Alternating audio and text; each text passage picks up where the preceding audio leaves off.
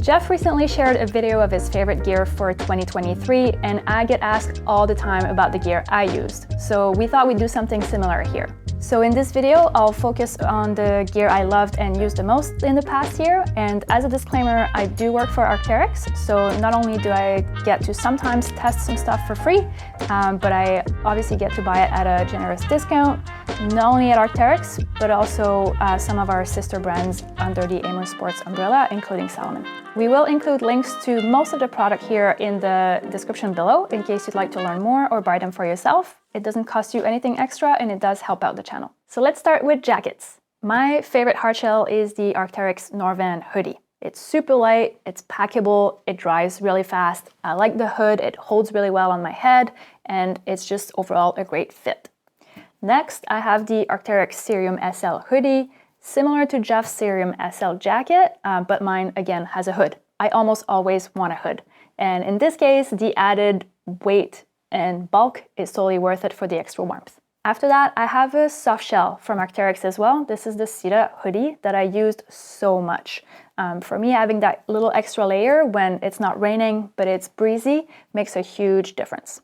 Again, this one's super lightweight and packable and dries really fast, so for me it's always worth carrying that extra piece of gear. Unfortunately, it's been discontinued, but something very similar would be the Norvan windshell hoodie that's not available yet, but it's coming in March of 2024. So I wear a size small in all of these jackets, and as a general rule, I wear a size small for all tops and bottoms for most outdoor apparel brands, with a few exceptions. Next, I have the Arc'teryx Lana Merino wool shirts. I have this both in the short sleeve and long sleeve version, and both of them are just so versatile. So for most climates, I find them comfortable, hot or cool. The long sleeves, obviously for cooler weather, and the short sleeve for hotter days. Both have a really high neck that I love, and the short sleeve actually has like slightly longer sleeves, which I find also is great for extra sun coverage. The main benefit, of course, of merino wool is that it doesn't retain smell. So for me, if I know I'm going to be wearing the same shirt or same two shirts for a few days in a row, that's a no-brainer. And as a side note, these ones, by the way, do fit a little bit larger, so I wear an extra small in both the long and short sleeve for the Lana merino wool. And for one more top, I really like the Salomon cross-run t-shirt. I've had many of those over the years. They fit me really well. The fabric is so thin, it's a no-brainer in warm weather, plus they have really fun colors. So now let's talk about bras. Keep in mind, I'm fairly petite up top, so I can get away with medium support bras most of the time, so those that are preferable for A and B cups. I have three favorites. The first one is the Oiselle Hi-Twenty Bra. It's a super simple design, the fabric is so soft, it breathes well, and it dries fast. Next, I have this Salomon Essential Move On Seamless Bra. Again, it's just super comfortable, it breathes well, and it dries fast. And finally, the Lululemon Energy Bra. This has been a long-time favorite. I find it provides a little bit more support than the other two, but it's just as comfortable, and it has the removable cups like the other two as well. Next, I have a very lightweight Arc'teryx beanie here and a pair of gloves that I like to use, again, if we're going to be out for many days in a row. And these Gothic gloves are very similar to the ones that Jeff mentioned, the row gloves in his gear video, except these ones here are merino versus synthetic. And I also have a pair of Salomon synthetic gloves that I wear a lot in my day-to-day, just when I want something that's a little bit more durable. All right, now for bottoms. These are the Arc'teryx Essent high-rise shorts. They're super comfortable, they dry fast, they don't rise up, they have practical side pockets, you can fit a phone, some nutrition, and they're anti-chafing. So that's the favorite feature, like if you're prone to chafing, especially between the thighs, these are a must. And this is a pair that really sold me on the whole bike short trend, and I can never go back. When all of my tight shorts are dirty, my second choice is the Arc'teryx Norvan 3-inch running shorts. These are super comfortable, they have a liner that fits me quite well. They even have a little back pocket in which I can fit my phone, and I like that they have the external draw cord instead of being inside and kind of digging into your skin.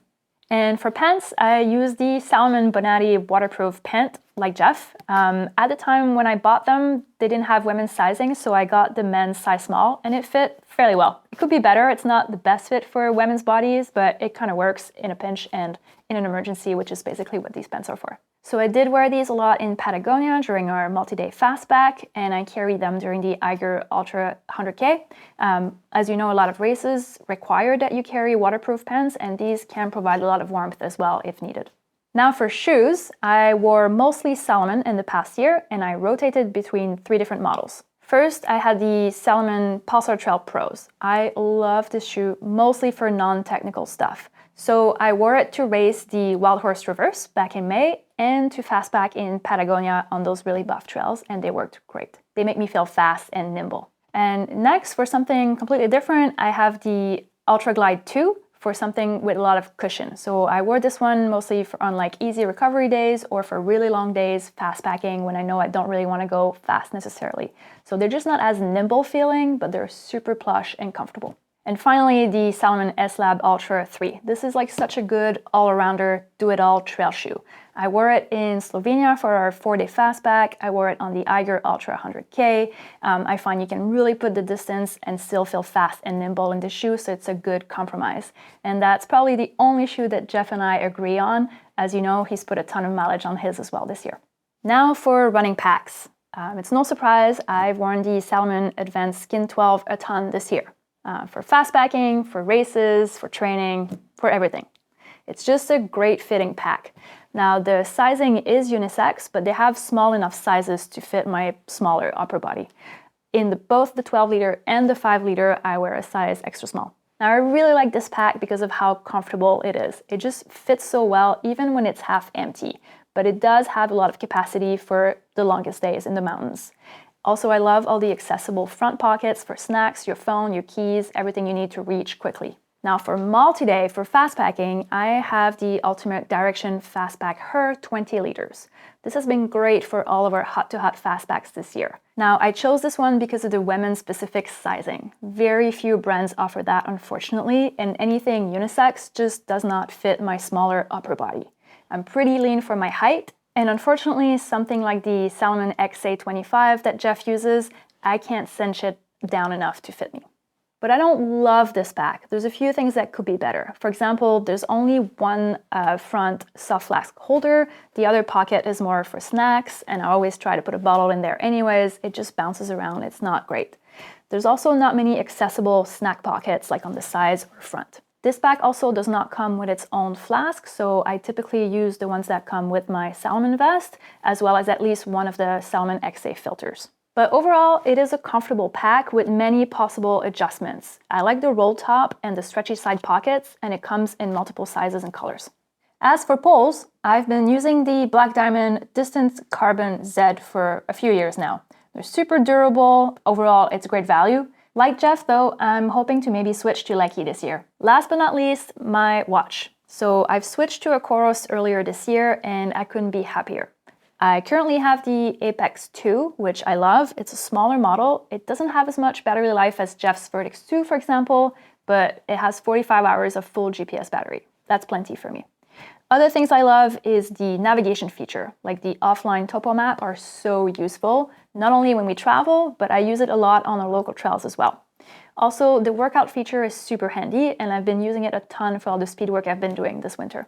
All right, so I hope you found this helpful. Let me know in the comments. Please do share if I missed anything, or if you found some things that work for you that you'd like to share with other ladies out there. I'm sure they'd like to hear it. And let me know if you have any questions as well.